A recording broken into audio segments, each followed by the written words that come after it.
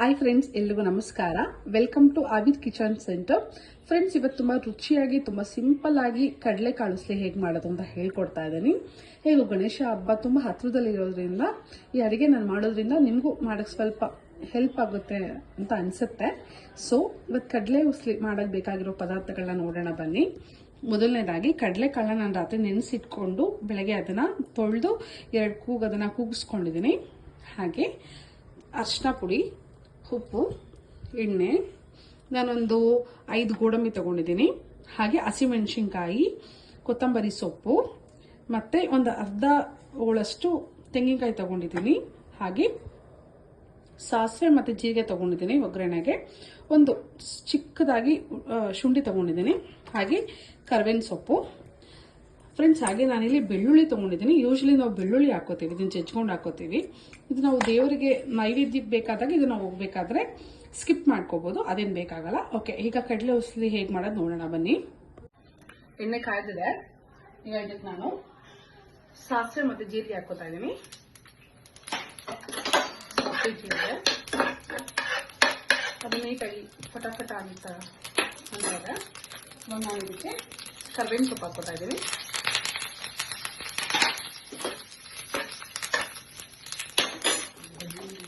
ಇದಕ್ಕೆ ನಾನು ಗೋಡಂಬಿ ಹಾಕೋತಾ ಇದ್ದೀನಿ.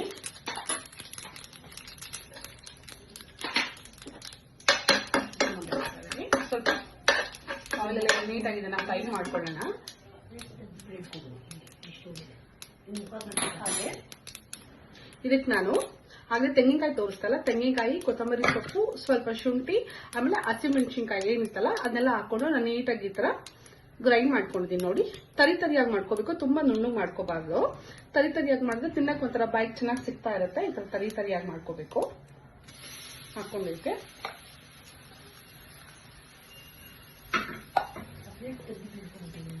ಆಯಿಲಲ್ಲಿ ನೀಟಾಗಿ ಈ ತರ ಫ್ರೈ ಮಾಡ್ಕೊಳ್ಳೋಣ.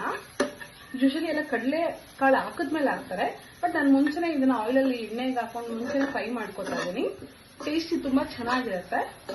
ಓಕೆನಾ, ನೀವು ಇದೇ ತರ ಫ್ರೈ ಮಾಡಿ ನೋಡಿ ಒಂದ್ಸಲಿ. ಹಾಗೆ ಇದಕ್ಕೆ ಒಂದು ಚಿಟಿಕೆಯಷ್ಟು ಅರಿಶಿನ ಪುಡಿ ಹಾಕೋತಾ ಇದ್ದೀನಿ. ಸ್ವಲ್ಪ ಒಂದು ಚಿಟಿಕೆ ಹಾಕೋತಾ ಇದ್ದೀನಿ.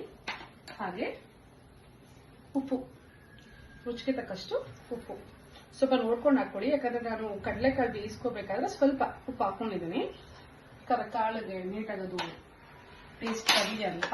ಸೊ ನೀವು ನೋಡ್ಕೊಂಡು ಹಾಕೊಳ್ಳಿ. ನೋಡಿ ಎಷ್ಟು ಚೆನ್ನಾಗಿ ಕಾಣಿಸುತ್ತೆ. ನೋಡಿ, ಹಾಕೊಂಡು ಇದು ಆಲ್ಮೋಸ್ಟ್ ಫ್ರೈ ಆಗಿದೆ.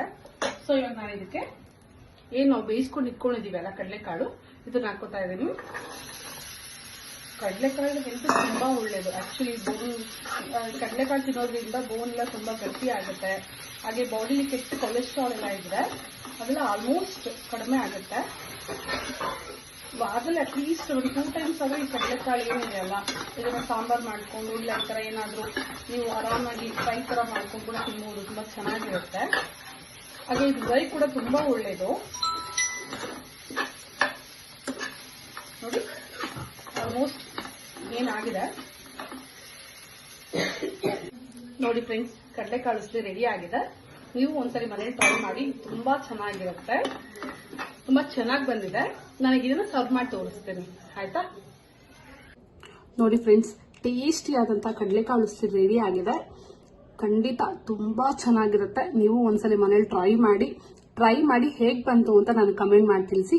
ಹಾಗೆ ಈ ನನ್ನ ಚಾನಲ್ ನಿಮಗೆ ಇಷ್ಟ ಆದರೆ ನನ್ನ ಚಾನಲ್ಗೆ ಬಂದು ನನ್ನ ಸಬ್ಸ್ಕ್ರೈಬ್ ಮಾಡಿ, ಹಾಗೆ ನನ್ನ ಈ ಅಡುಗೆನ ಶೇರ್ ಮಾಡಿ, ನನಗೊಂದು ಪುಟ್ಟ ಲೈಕ್ ಕೊಡಿ.